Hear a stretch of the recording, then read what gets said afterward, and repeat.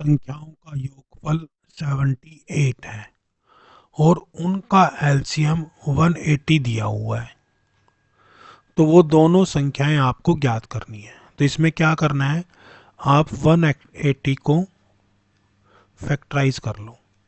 पहले 2 से डिवाइड करो 90, फिर 2 से करो 45, अब 2 से होगा नहीं तो 3 से करो 15, अब फिर 3 से करो दिस वन।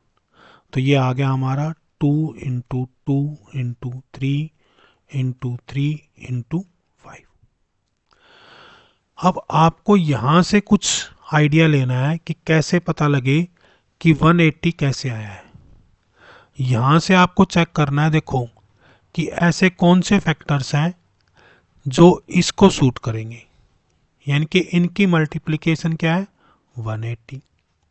यहाँ से आपको आइडिया 100% मिलेगा। कैलकुलेट करके देखो, ये क्या है, जो ए नंबर है और जो बी नंबर है, यानी कि दोनों नंबर्स हैं, उनका कॉमन पार्ट है। क्या है, कॉमन पार्ट है। अब यहाँ से मैं चेक करता हूँ तो मेरे को क्या पता लग रहा है, अगर देखो 3 और 3 18, 3 तिया 9, 9 दूनी 18, यानी कि मान लो एक वैल्यू आपकी 18 हो, 2 दूनी 4, 3 12, देखो 13 तो होगा नहीं। ठीक है, अब इसमें देखो कौन से फैक्टर आ सकते हैं, 5 5, 2 5 तो है नहीं, यानी कि 25 भी नहीं होगा। अब इनको मल्टीप्लाई करके देखते जाओ, कौन कोई वैल्यू जरूर आएगी जो इनसे चेक हो रही होगी। 3 तिया 9 दूनी 18, देखो ये आंसर होने की संभावना, ये 18, ये 18 बन गया। और क्या बनेगा दूसरा, 3 तिया 9 दूनी 18।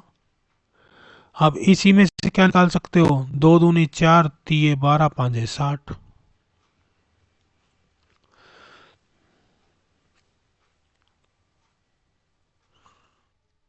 Right answer is this one. अब आप चेक भी कर लो, 60 और 18 का एलसीएम कैसे करोगे। 60 का क्या आ जाएगा, 2 इंटू में 30, 2 इंटू में 3 इंटू में 5। 18 क्या आएगा, 2 इंटू में 3 इंटू में 3। अब इसमें से कॉमन वैल्यू क्या होगी, देखो ये हमारी कॉमन वैल्यू है और ये टोटल वैल्यू है। जो कॉमन वैल्यू है उसको एक बार लिखते हैं, ये देखो ये 2 है, इस 2 में से एक बार लिख लिया। ये 3 है, 3 में से एक बार लिख लिया। ये 2 और ये 3 हमने लिख लिया, तो 2 और 3 को यहाँ से कैंसिल कर दो, बाकी यूं के यूं लिख दो।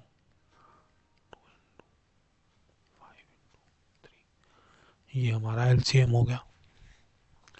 यानी कि आपको क्या करना है, या तो एक सिंपल सी बात है, एलसीएम से वो नंबर जरूर डिवाइड होता होगा। यानी कि जैसे इसमें देखो 60 से डिविजिबल है, 18 से डिविजिबल है। इसमें देखो ये 20 से तो डिविजिबल है पर 58 से डिविजिबल नहीं है।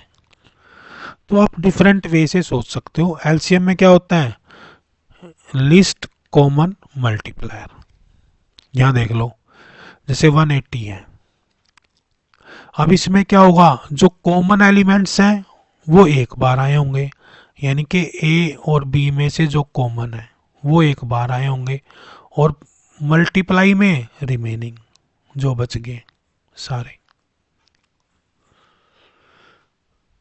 ठीक है, अब यहां से देख के आपको आइडिया आ रहा है कि कौन कौन से कॉमन होंगे।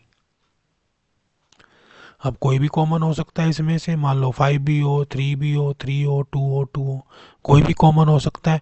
पर यह बात पक्की है कि वो कुछ न कुछ इनका ही ऑप्शंस होगा, इन्हीं की किसी मल्टीप्लिकेशन में जरूर सेट बैठेगा। आप किसी को मल्टीप्लाई करके देखोगे ना, देखो 2 और 2 4, 4 तिये 12, 12 तिये 36 नहीं है, 3 तिया 9, 9 दूनी 18 है, ये 18 हो गया। फिर दूसरा फैक्टर देखो, 5 तिये 15 नहीं है, 5 तिये 15, 5 दूनी 3 5 15 दूनी 30 दूनी 60। यानी कि इनकी कोई न कोई मल्टीप्लिकेशन आपको जरूर मिलेगी ही मिलेगी। उसी से आपको आइडिया आएगा कि कैसे आपको ये क्वेश्चन सोल्व करना है।